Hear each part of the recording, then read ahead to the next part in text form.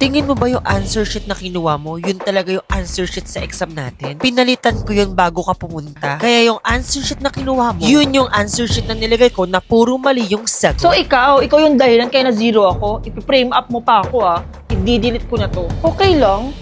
Nasend ko na naman sa lahat yan.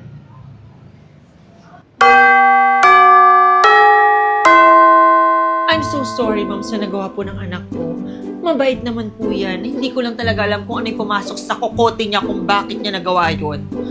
Magagawa naman po natin ito ng paraan, di ba?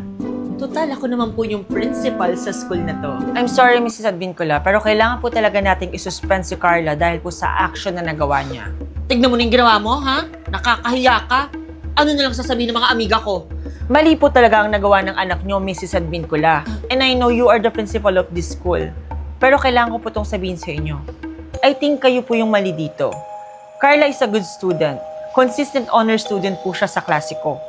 At sabi po ng bata, nagawa lang daw po niya yun dahil nape-pressure po siya sa inyo. I think kailangan niyo na pong palitan yung way ng pagdisiplin niyo sa bata. At kung mahal niyo po yung anak niyo, hindi niyo na po siya ipe-pressure to the point na gagawa siya ng mali, masunod lang po yung standard na gusto niyo. Kung handa kang gumawa ng masama, dapat handa ka rin sa karma. At kung di ka na-karma sa mali mong ginawa, ako na ang magiging karma mo. O, lahat ng armchair sa gilid, class. Igilid na yan. Sino nagdala ng carbonara? Di pa luto yung pasta, tapos medyo maputla siya, be. Parang kulang siya sa sauce, no, Uy, Ope? babe, balo kasi mo may dala niyan. Tsaka hindi carbonara yan, spaghetti yan. Huwag kang maliko. Uy, baka gusto niyo tumulong sa pag-arrange ng upuan. Ay, nilulugin ko pa kasi ng YOU Acne Plus Spot Care Pro Serum yung tigawat kasi ni Mark. Pwedeng mamaya na lang. Ngayon talaga kayo maghaharutan? Uy, Bi, bakit ka naiyak? Hindi kasi ako masaya sa exchange gift natin Bakit? Bag na naman ba nakuha mo? Hindi. Panyo, picture frame, or alkansya na may bariya? Hindi din. Ano nakuha mo? Wala akong na-receive kasi absent daw yung nakabunot sa akin Okay, bring me something sweet. Ma'am, ito ma'am, sweet. Labat ako. Di ba sweet ka naman talaga? Sweet ka sa akin, sweet ka kay Jonah. Tapos kanina, sweet ka kay Cheska. Kala mo di ko nakita, naghaharutan kayo. Okay, ito naman. Bring me something mabilis. Ma'am, ito ma'am, mabilis. Ang YOU Acne Plus Spot Care Pro Serum. Mabilis makawala ng pimples. In just 12 hours lang, may makikita ka na agad na improvement sa acne mo. At yung acne marks, magpe-fade kasi meron siyang 4% niacinamide. Totoo po yun, ma'am. May cooling effect pa po siya sa skin. Nilagyan po kasi ako kanina ni Cheska. Parang kang sira nakakaya kay ma'am. Sabi ko may something talaga sa inyong dalawa eh. Naghaharutan talaga ako kanina eh.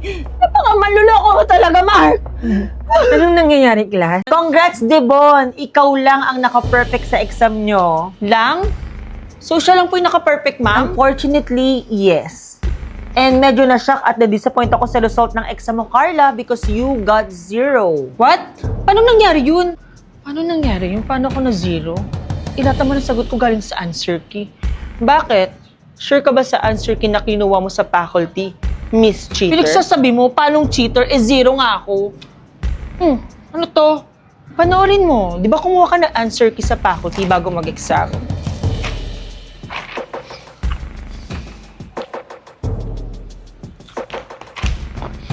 Tingin mo ba yung answer sheet na kinuha mo, yun talaga yung answer sheet sa exam natin? Pinalitan ko yun bago ka pumunta. Kaya yung answer sheet na kinuha mo, yun yung answer sheet na nilagay ko na puro mali yung sagot. So ikaw yung dahilan kaya na 0 ako. Ipi-frame up mo pa ako I-delete ko na to. Okay lang.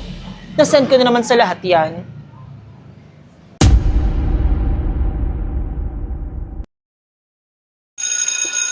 Be, ha? Be, anyari sa'yo? Ba't kaya itsura mo? Hindi pa kasi ako nakakatulog, Be. Kakagawa ng mga requirements natin. Ano nga ulit ipapasa natin this week, Be? Auntie lang yan. Wait lang. Nilista ko yun dito. Chapter 1 sa research. Tapos, plate sa major subject natin. Tapos, gagawa rin tayo ng scale model. And then, talang buhay sa minor subject natin. Huwag mong kakalimutan yun. Next week na submission nun. Performance video para sa PE natin. Yun lang. Ang unti nga. Ba't ka naiyak, Be? Ano kasi, Be, nag-review ako, Be, pero walang nakapasok sa utak ko. Ay, tanong review ko, wala talaga. Pero nung high school ako, Be, 8 subjects sabay-sabay. Kaya kong aralin yun, tapos may natututunan ako. Pero ngayon, Be, isang subject lang. Wala talaga. Wala tayong choice, Be. Kailangan natin gawin yan. Pinili natin yung course na to. Laban lang. Tapos na rin ako sa wakas. Ay, tapos ka na, Be? Oo, be. Pwedeng patingin nga ako ng papel ko kung may nakalimutan ako. Sige, check ko Parang okay naman tong papel mo, Be. Pero parang may nakalimutan ka. Ha? Anong nakalimutan ko? Nakalimutan mong mag-head and shoulders! Nung nakaraan pa kita napapansin, Be, kamot ng kamot. Baka dandruff na yan. Yung schoolworks natin, hindi natin choice yan. Pero yung dandruff, Be, choice mo yan. Dagdag isipin ba tuloy yan sa schoolworks natin? Saan ka pupunta? Ha? Uuwi muna ako, be. Maliligo ako. Nakalimutan ko rin kasi. Be, ang bilis matapos ni Carla sa exam. Nakita ko siya, be, ng Ondigo. Sumbukay natin siya kay Wag Ma. Karma na bahala sa kanya. Unfair naman kasi, be. Ang hirap-hirap kaya mag-review tapos siya mga Ondigo lang. Bakit? Nag-review ka ba bago mag-exam? Unfair talaga. Hindi. Pero sure naman kasi kung bagsak ako, be. Pero unfair yun sa inyo, di ba? Karma na bahala sa kanya. Nakakatuwa naman yung klaseng to kasi may naka-perfect na naman sa exam. Sure ako si Carla na naman yan. Oo, si Carla yan. Congrats, Devon! Ikaw lang ang naka-perfect sa exam nyo. Lang? So, siya lang po yung naka-perfect, ma'am? Unfortunately, yes. And medyo na-shock at na-disappoint ako sa result ng exam mo, Carla, because you got 0. What? Paano nangyari yun? Paano nangyari yun? Paano ako na 0? Ilata mo na sagot ko galing sa answer key. Bakit? Sure ka ba sa answer key na kinuha mo sa faculty? Miss Cheater? Pinagsasabi mo, paanong cheater? 0 nga ako. Ano to?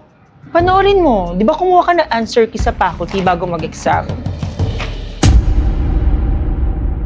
Te, sabi ng lola ko, yung sementeryo sa tapat na school natin, kumukuha daw yun ng buhay kapag malapit na daw yung November 1. Totoo ba, te? Wala, te, nakakatakot naman. Doon pa naman tumatambay yung binibilang ko ng fishbowl lagi. Scary, di ba? Pero alam mo ano mas nakakatakot? Yung room number 13 sa kabilang building. Te, di ba bawal pumasok doon? O sabi nga ng mga senior natin, te, may multo daw doon. What if pumasok tayo doon tapos mag-spirit of the glass tayo? Te, wala tayong Ouija board tsaka baso. Eh di mag-spirit of the coin na lang tayo after uwian. Buti na lang walang nakakita sa atin. Huwag ka nang maingay, mag-start na tayo. Sure ka na ba? Natatakot ka, no? Hoy, hindi, no? Tara na, mag-start na nga tayo. Spiritu, Spiritu, magpakita ka sa amin. Spiritu, Spiritu, magpakita ka sa amin. Di, wala naman talaga. Hindi naman talaga to totoo eh. Alam mo, ano mas magandang gawin natin? Kumain na lang tayo ng fishball. Diba sabi ko sa'yo, sarap ng fishball ko lang. Ay, tumingin sa dinadaanan niyo! Oh my God, di muntik na tayo doon. Akala ko nga, makikita ko na si San Pedro. Text ko lang si Mama, wait. Oh my God, naiwan ko ata yung cellphone ko sa room number 13. Be, hindi pwedeng wala yung phone ko, Be. Hindi pa fully paid yun. Kaya nga babalikan natin dito, di ba? Teka, Be, bakit ganun? Bakit may nagkaklase sa room number 13? Di ba bawal pumasok dito?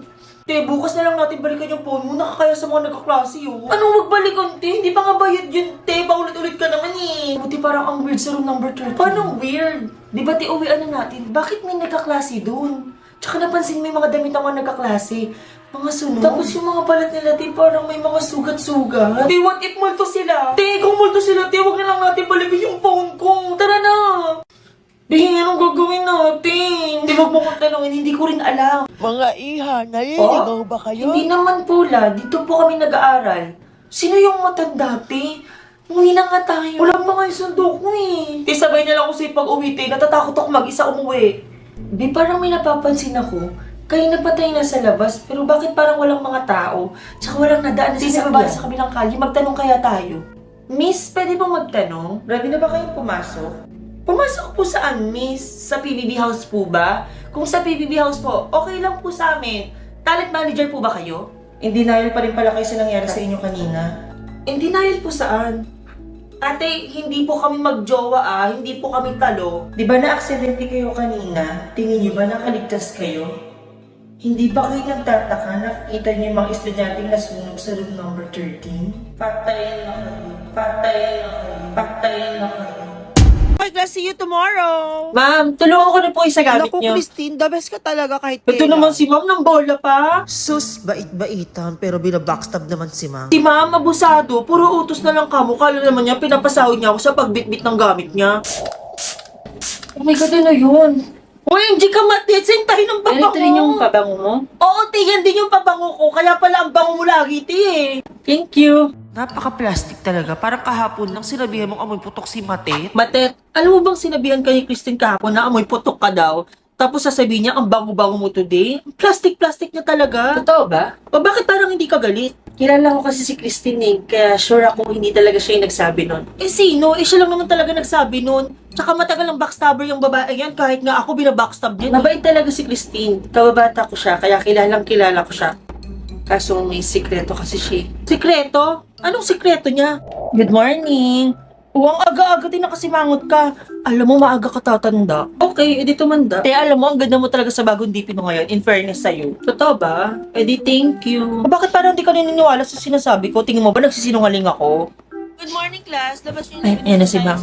Pag-uusapan na. Okay, see you tomorrow, class. Ma'am, ako na po magbuhat ng gamit niyo, ma'am. Ang ganda-ganda niyo pa naman today, tapos magbubuhat lang kayo. Tutulong daw. Alam mo, nakakapagod yung pagiging plastic mo talaga, Christine. Lahat na lang pinaplastic mo, pati si ma'am. Paano pinaplastic? Kunwari ka pa, ako tinawag mong kapit sa filter. Si ma'am makapala mukha at abusado, tapos si Matet amoy putok. Lahat na lang sinisiraan mo. Wala akong sinasabing ganyan. Kung gagawa ka ng kwento, wag mo akong idamay. Wala, nag-walkout si Christine. Nag-walk out kasi guilty yan. O ngayon, napahiya talaga siya. Sabi ko sa'yo, pumunta ka muna sa bahay nila. Dapat hindi mo ginawa yun. Bakit? Basta pumunta ka na lang, sasamahan kita. Ito yung bahay nila, Christine? Ang layo ng bahay niya sa school, ha? Buti hindi siya nalilate pag napasok. Actually, medyo malayo nga yung bahay nila, Christine. Ang mahal na pamasahin natin dito, ha? Pati allowance ko nabawasan. Napagastos talaga ako para sa plastic na yan, ha? Naalala mo yung araw na sinabihan akong amoy putok ni Christine? Oo naman, te, di ba? Napaka-plastic niya. Nakita ko tsaka narinig ko mismo kung sino yung nagsabi nun sa akin. O, di ba? Si Christine talaga yung nagsabi. Narinig at nakita mo naman pala, ba't hindi ka nagagalit? Huwag ka na maingay, ayun na si Christine. Bakit parang dalawa si Christine? Isa lang si Christine. Nakita mong isa, yun yung kakambal niya, si Crystal. May kambal siya? Oo, may kakambal siya. Si Christine yung mabait, si Crystal yung masama. Oo, siya yung masama. And siya din yung naninira sa inyo, hindi si Christine. Si Crystal talaga. Eh bakit parang di ko sila nakikitang magkasama sa school? Ano? Sino kasi? yan? May tao ba dyan?